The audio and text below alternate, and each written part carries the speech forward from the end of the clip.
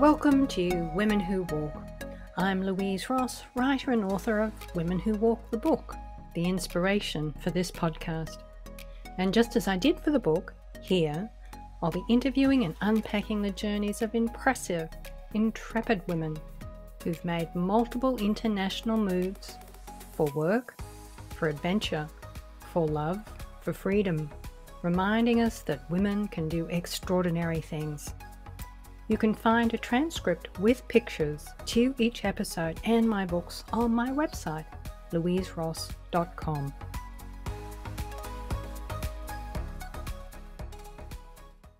Hello listeners, it's January 2023. Welcome to the new year, Season 3 and Episode 39 of Women Who Walk. To start the year, my guest is Rosemary Gillan. Rosemary grew up in India in the 1960s.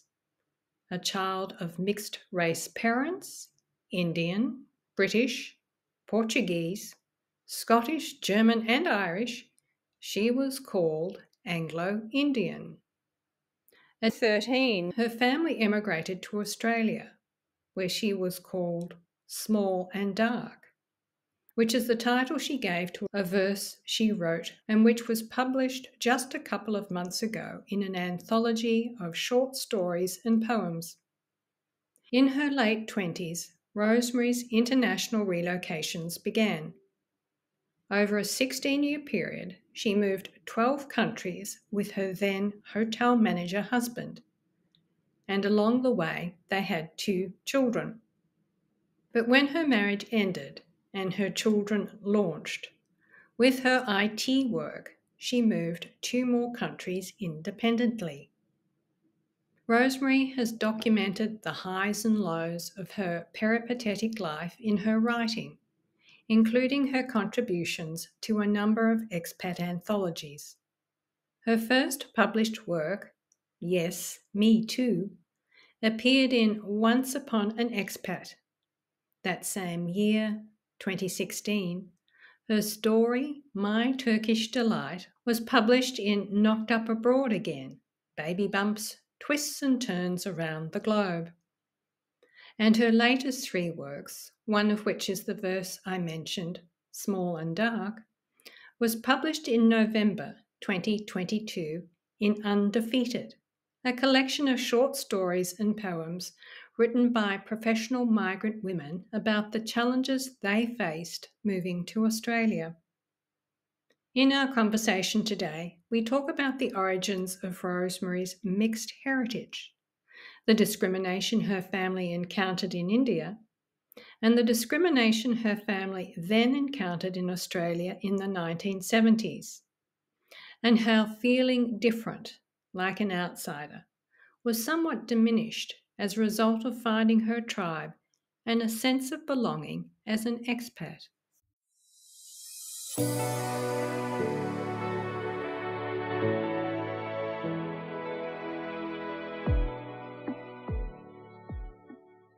Welcome, Rosemary. Thanks for being a guest on the podcast today.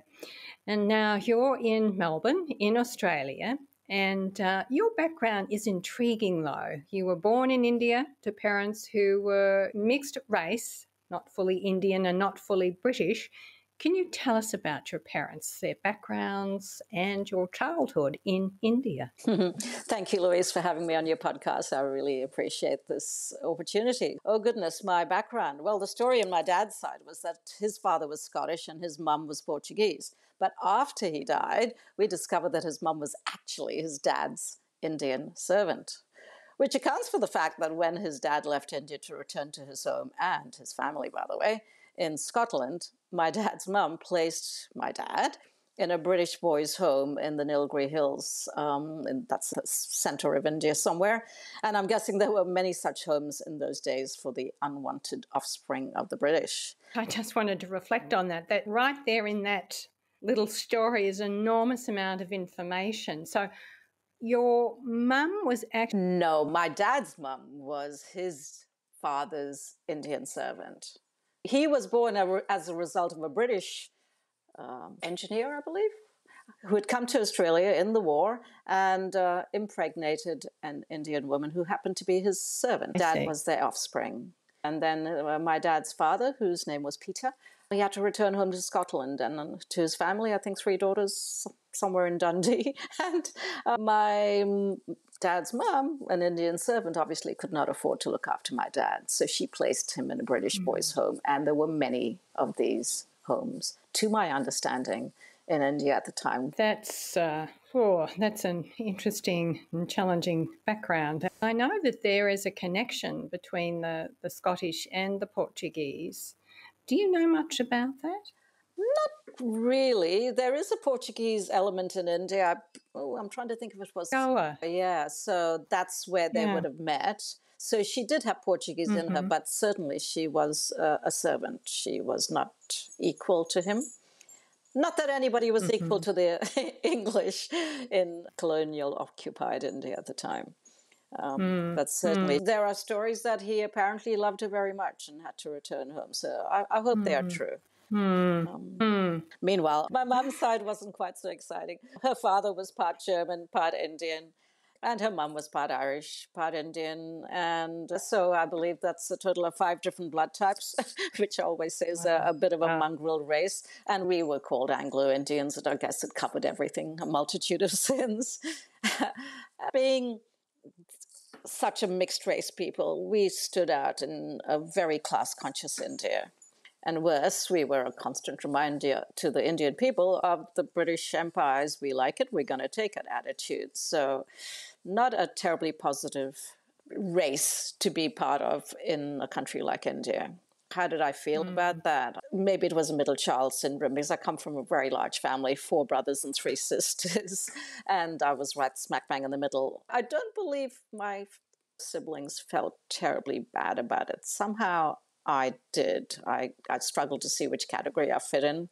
I didn't identify and still don't with being Indian, but neither was I British. I felt a bit of a loose cannon, really, and longed for a sense of belonging, for an identity I could call my own. Yeah, and so when you were 13, there was a huge transition in your life. Your family emigrated to Australia and to Brisbane, no less, which is the northern part of Australia, and pretty unsophisticated back in the 1970s. It was. My dad was an aeronautics engineer. He used to travel a bit, and he'd come home with these glossy magazines, and in it would be pictures of New York City skylines. And so I kind of expected that. And I was a bit shocked when I arrived in Brisbane. Certainly not New York. Not even Brooklyn. Well, in the introduction to this episode, I mentioned the anthology of stories and poems that you contributed to called Undefeated. And these are written by migrant women living in Australia. One of your contributions, titled Small and Dark, is a short verse. And now that you've given us that very powerful introduction about your family background, I was wondering if you'd read this equally powerful verse for us, and this will give us a little bit more information about you and your experience moving to Australia as a young teenager. Thank you so much. I'd love to read it. It's a piece called Small and Dark. An in-between child of mixed-race parents, not fully Indian, not fully British, orbiting a severance of them and us. My family, rowdy, bustling voices, laughing, crying, shouting, happy, a haven of belonging, and an us and them. From India we come to Brisbane, shedding the caste system of the former, we enter what remains of the white Australia policy, piercing the dreams of 13-year-old innocence, shirking, shaming, shunning the small, dark migrant girl. That's what he calls me, the bureaucrat who puts me down a grade, because you are small and dark, he says. Stepping out of my comfort zone, painfully shy, heart thudding, wretchedly aware of being the outlier, desperate to seek connection, feeling the pain of rejection, stupidly grinning anyway. Smile splitting apart my lips, masking the pain splitting apart my heart. Valiantly determined to belong. but it's still us and them. Moving to Sydney, hope lights the way to a wary acceptance. I grow up. I marry an Australian. I begin to belong. Us entwines with them. We move a lot, the we of us navigating the courier of his, transporting us a dozen times in Sydney and Melbourne. We have a baby. And then we move in continents, Europe, South America, North America, Asia. A baby is lost. A baby is born. A marriage is over. With my 2 kids, I return, now to Melbourne, just us, stronger, confident, self-assured, doing it alone, this grown-up thing. No longer his and we, no longer us and them, migrant women adulting, still small, still dark, but illuminated. Absolutely beautiful. Thank you. And emotional too. I mean, incredibly profound. Thank you. It was hard to write. I bet all the answers to my questions about you and who you are and where you've been in that 3-minute verse. You've packed in a lot. So the questions I have will come back to that verse as we go through the interview. But firstly, can you talk us through your experience of the caste system you left behind in India? Well, I was a young child when I left, but even then I was very aware of the caste system. It was a sort of social hierarchy which divided Hindus into 4 different classes, starting with the highest, the Brahmins, who are the priests, the teachers, intellectuals, and ending with the Sudras, who were the servant class. There was actually another class, a 5th class, one that didn't even figure in the system, in fact. The lowest of them all, the unmentionable Dalit caste, otherwise known as the Untouchables, and people may know about them because they were featured in the 2017 film Lion, which was very hard to watch. As a child, I went to a private school founded by British missionaries back in, I think, 1914, with students who came from everywhere. They were not only Indians and Anglo-Indians, but missionary children as well. And I longed to be one of those foreign kids because at least they had an identity, whether they were Australian or American, Canadian, German. I guess most of them didn't come from India. They weren't part Indian. They weren't part British. They were wholly who they were. And I envied that, which was why I guess I was hugely excited when Dad announced one day that we were immigrating to Australia. I wondered if at last I'd have the chance to belong then.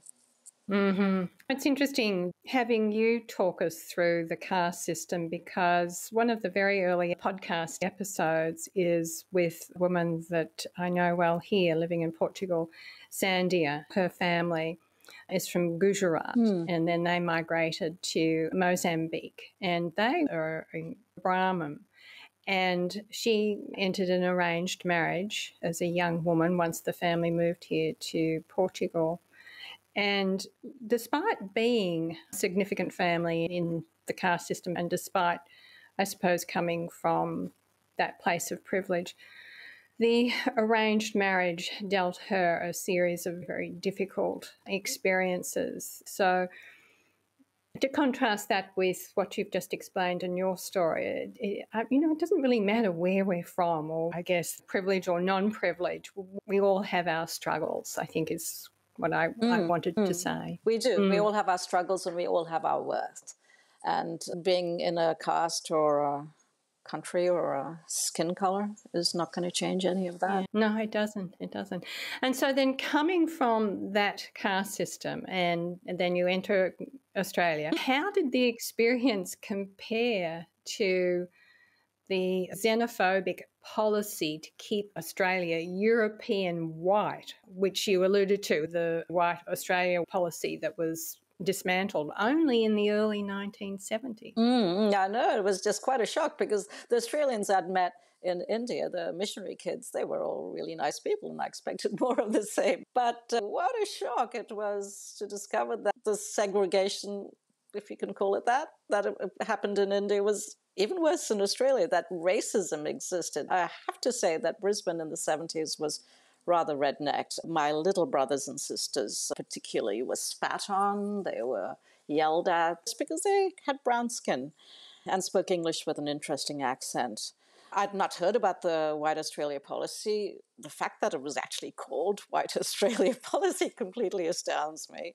But the origins traced way back to the late 1850s, though it officially, I looked into this, started with the infamous Immigration Restriction Act of 1901, which limited non-white, particularly Asian, immigration to Australia to help keep Australia British. And I put that in quotes because I think it was just anyone is welcome as long as you're white. Later, thank God, Australia's Prime Minister Harold Holt, I think 65 years later, introduced some sort of reforms to try to change that, but it wasn't until Gough Whitlam won the 1972 federal election that truly awful policy was finally killed off. It still stays emotionally in a lot of people, I believe. It does, because in our little pre-show chat, we talked about the dark side of Australia. For so many years, particularly when I was growing up, Australia was considered the lucky country for immigrants. And yet the dark side, I think, is the xenophobia in Australia. And there is division, or this divisiveness as a result. I remember being at school and we had recess and we were getting out of our sports uniform to put our school uniform back. And they all crowded around me and said, "Oh my gosh, you're white underneath." Well, it wasn't true. I wasn't white. I was kind of browny gray, but I tanned really well. And they examined me like I was a piece of meat. And then they decided then that because I spoke English, I couldn't possibly have come from India, that people in India didn't speak English. So I think there was a general consensus that I was Native American because they'd watched the cowboy movies and the Native Americans spoke in English, so therefore I must have been that. Yeah. It's quite funny. That story speaks to a level of ignorance, which I'm embarrassed to talk about because it is, I mean, it's the truth. There are pockets of Australia where there's a dreadful sort of ignorance about the rest of the world. And yet, in contrast to that, Australians are incredibly well-travelled, and there's also a level of sophistication in terms of our understanding of others in the rest of the world. Absolutely. Absolutely. And I must point out that was the 70s and Brisbane has since changed dramatically. Yes. Well, look, I'm going to go back to small and dark. And in the second verse, you say that you moved to Sydney, grow up and marry an Australian, which lights the way to you feeling that you belong. And here in Portugal, I know women in bicultural marriages, and those women do seem to be more integrated by virtue of belonging to an extended Portuguese family. Is that how you felt when you married an Australian? I guess it happened a little bit before that because moving to Sydney was a huge difference. Sydney was far more progressive and far more multicultural and modern than Brisbane. And I began to meet people from other cultures, which made me feel I wasn't alone, that there were other foreign misfits like me. And then when I began to work in the hotel industry, Australia had its first international hotel in Sydney, and a lot of the staff came from other countries. So all of a sudden I was listening to different voices, different accents, different people like me. And of course, the hotel guests were from all over the world. So I was starting to feel, okay, I found my niche. I have to be in hotels. Not only that, but then I married one of the management staff. And so it was a double whammy. I belonged somewhere and to someone. About integrating into his extended family, not sure if that happened. They were a little bit restrained. So I felt a little bit on the outside there. But I guess I really felt like I could belong somewhere was when I became an expatriate, when I finally found my tribe.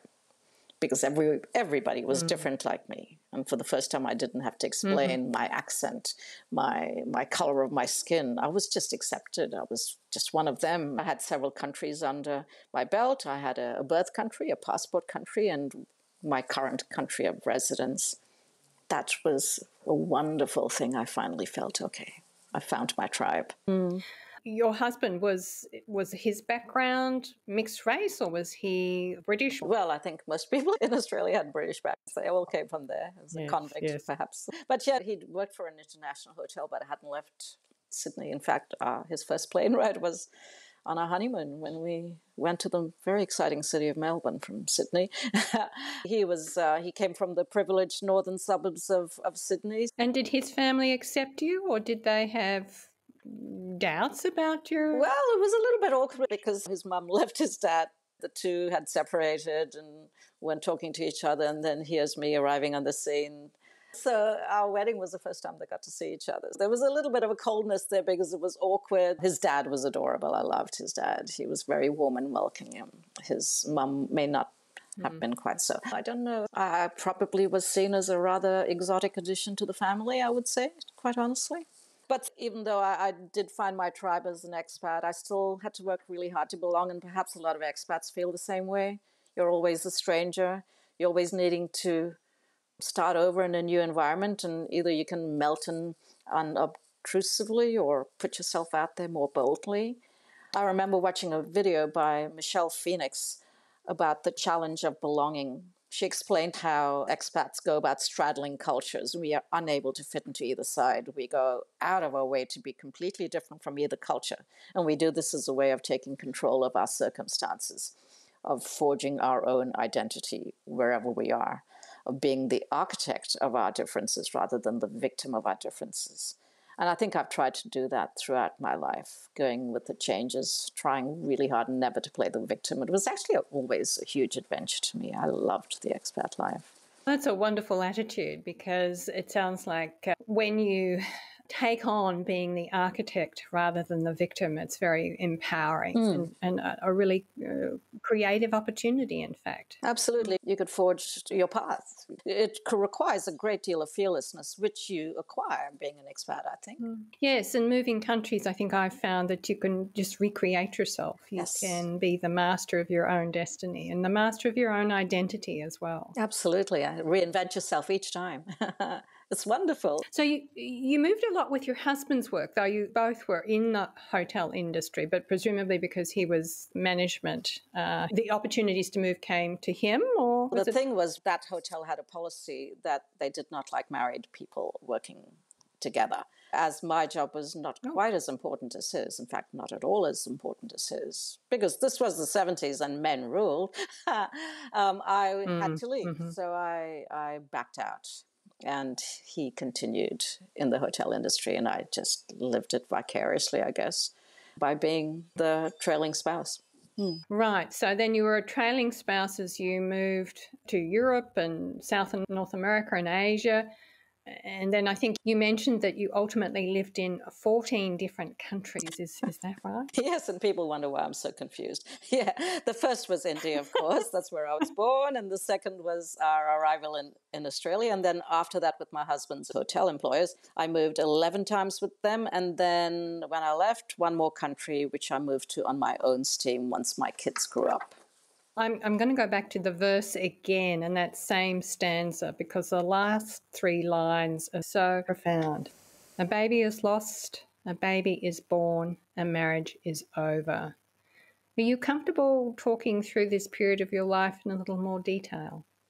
It was a really difficult period. I've written a lot about it, so that was therapeutic. We were in Turkey, and my marriage was deteriorating at an incredibly powerful rate. From having a baby and losing a baby, or rather, I lost a baby first and then had the next baby. Virtually my entire time in Turkey, I was either pregnant or had just given birth.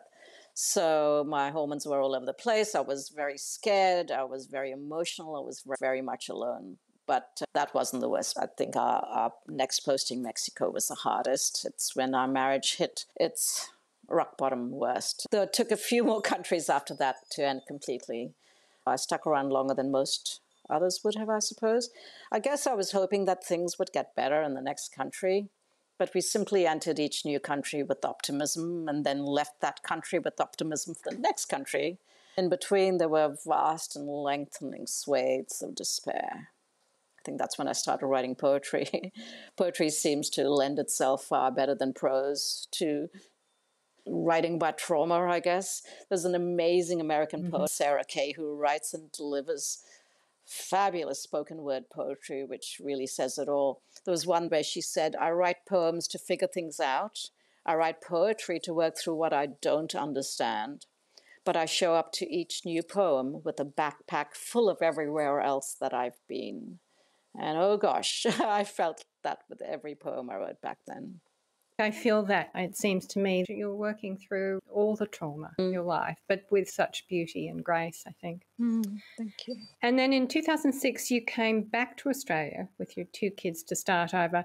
What was that like, to return to Australia and repatriate as a single mum and after so many country moves? Oh, gosh, it was hard. I actually didn't want to. I could have kept being an expatriate all my life, but it was just too hard. The marriage was deteriorating and my kids desperately needed some stability. So it had to be done. And I did it with nothing. I had nothing. I had no corporate entity behind me, no husband to support me, no finances of my own, because my husband was rather controlling and I had full control over everything. So it was just me and my kids starting from scratch. We had no furniture, no house, no car. There were schools to enroll in, books and stationery to buy, and we had 1 month to do it. I sometimes think I really don't know how I did it, but I guess you just do. And where to live. When I originally told my kids we were going to be coming home to Australia, I use that word home loosely because none of them had lived there. I gave them the option. I said, all your lives we've been moving you around to countries, so now you get to choose which cities. So I'm going to fly to Melbourne, I'm going to fly to Sydney, and then you choose which city you'd like to live in. They unanimously chose Melbourne. I'm guessing possibly because Melbourne has a more multicultural feel to it than Sydney. And so there I was in Melbourne, knowing no one. All my family were in Sydney, knowing no one apart from an old friend I had lost touch with over the years and an aging aunt whom I hadn't seen in decades. I remember sitting in my hotel apartment that first night, endlessly scrolling through pages of the internet, being completely overwhelmed with everything I had to do while my kids lay sleeping in the next room. I just remember burying my head in my hands and weeping, dear God, what have I done? Even now, when I drive past that hotel, which I do frequently, it just brings back all those emotions. And I think, gosh, I'm glad I didn't think that I just did, because if I thought about it, I probably wouldn't have done it. That leap of faith, once you actually settle into it, you do think, God, what have I done? How am I going to cope?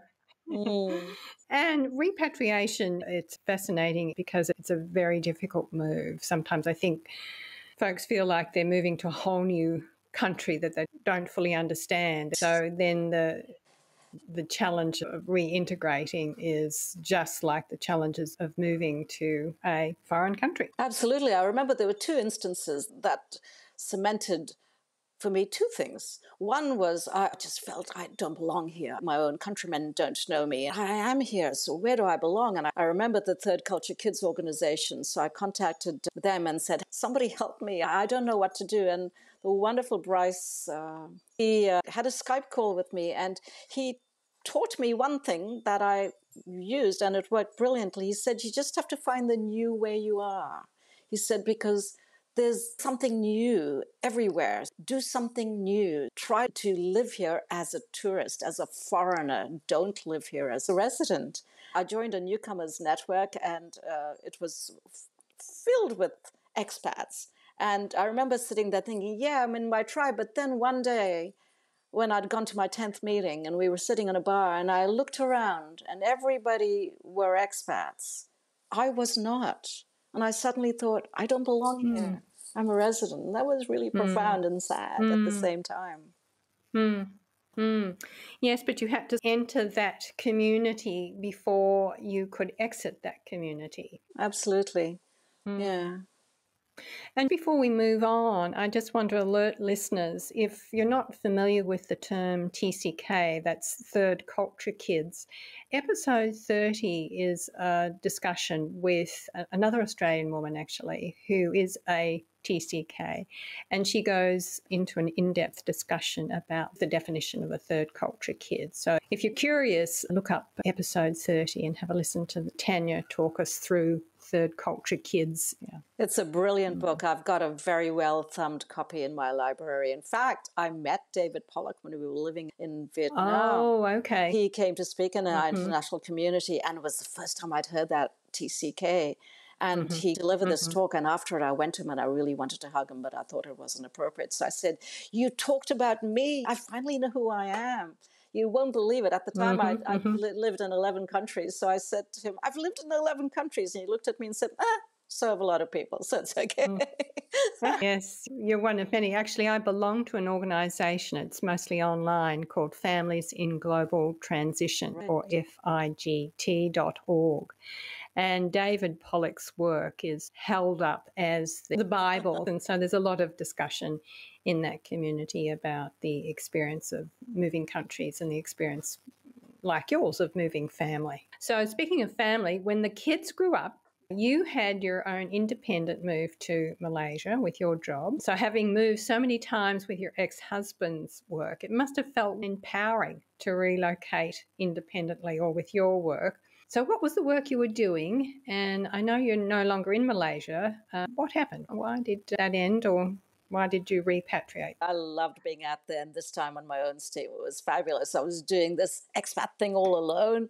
My kids had grown up and were independent, so I could be totally selfish from being a single mom for so long. And I was a single mom even while I was married, by the way. I could be totally selfish and only look after me, which was a novelty. And I was working for a Perth IT company who had successfully opened their new markets in the US and the UK and asked me to open their Southeast Asian regional office. I remember them asking me, you can live in KL or you can live in Singapore. And I said, I've lived in Singapore. Let's try KL. KL is... I'm sorry, Kuala Kuala Lumpur. Lumpur? Yeah, Kuala Lumpur. I'd never been there. I was excited about going somewhere different. I think that's another hallmark of an expat. We talked about the fearlessness. I was and still am pretty fearless about new experiences. And there was so much to do before the move. There was booking the service departments, organizing the visas, and then renting my house out, and then packing up a shipment. And I was so excited about going there. I was convinced I was going to go there forever. So I gave away everything I owned because I'm not coming back. I got on that plane with such a smile on my face. I had no idea what lay ahead. I just had a piece of printed letterhead, which was an official document from the Malaysian government authorizing us to set up our regional office.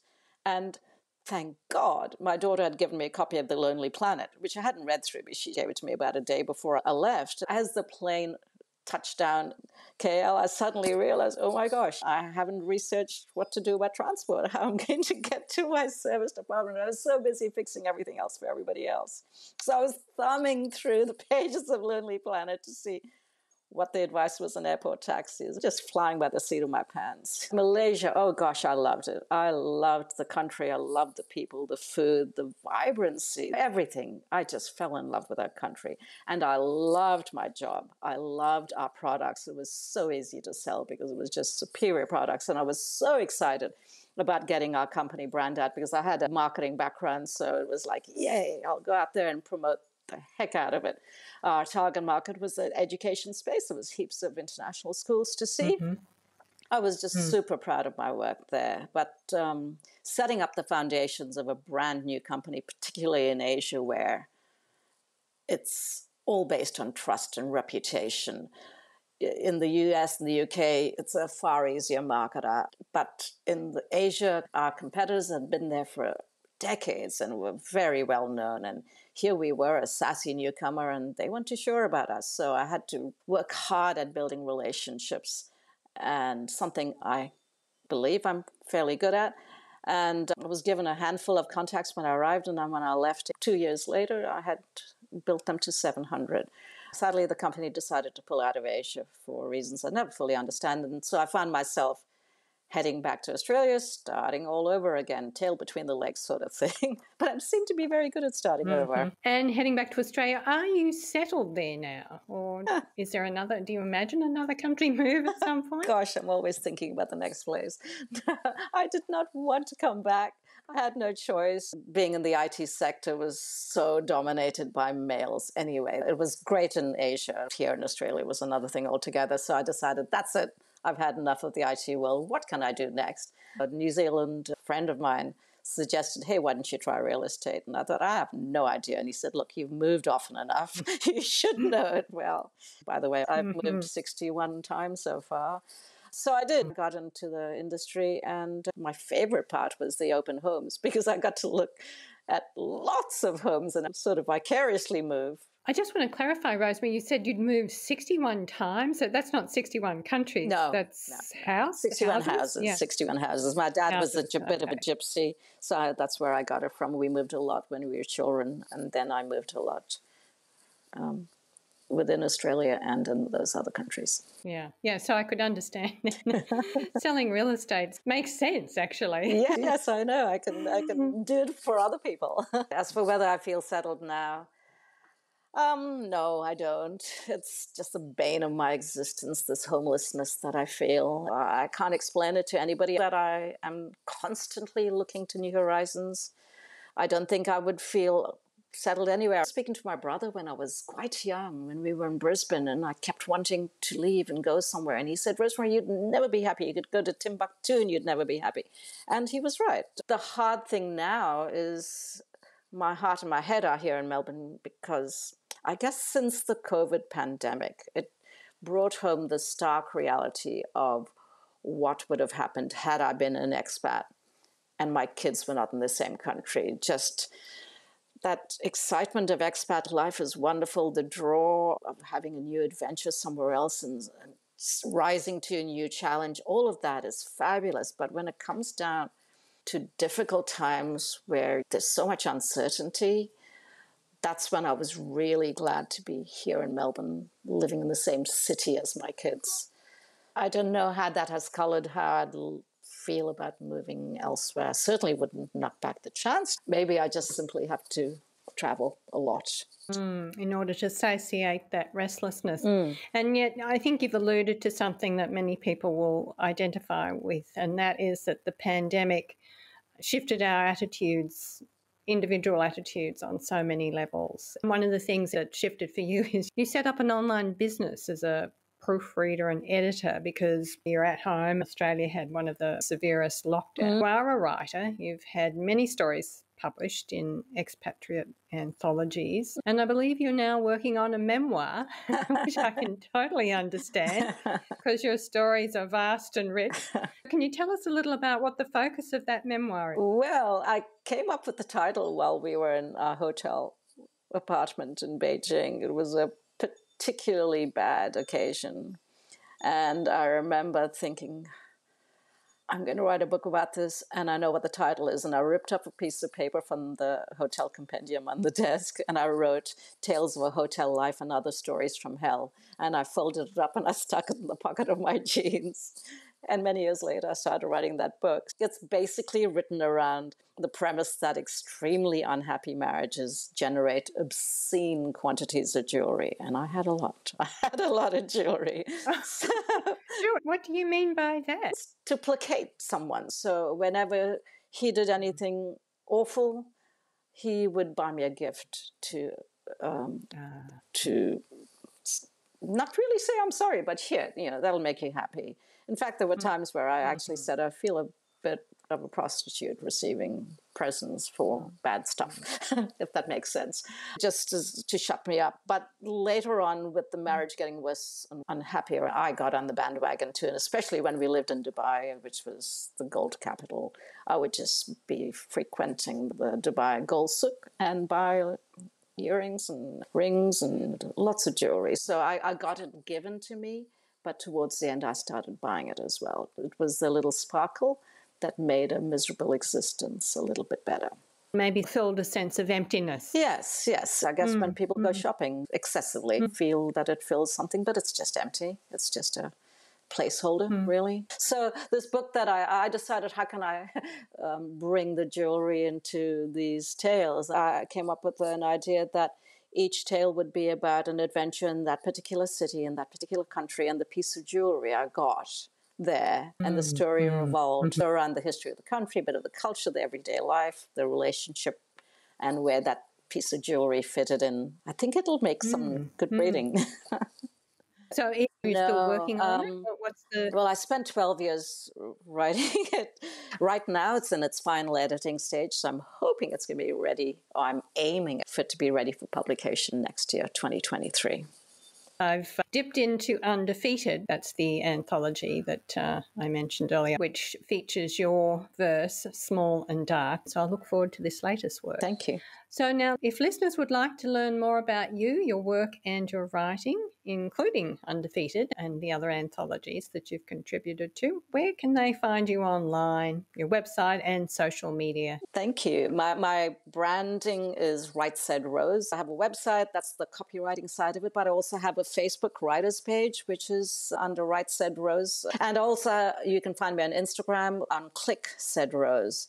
Terrific. The links will be in the transcript to this episode on my website. Thank you.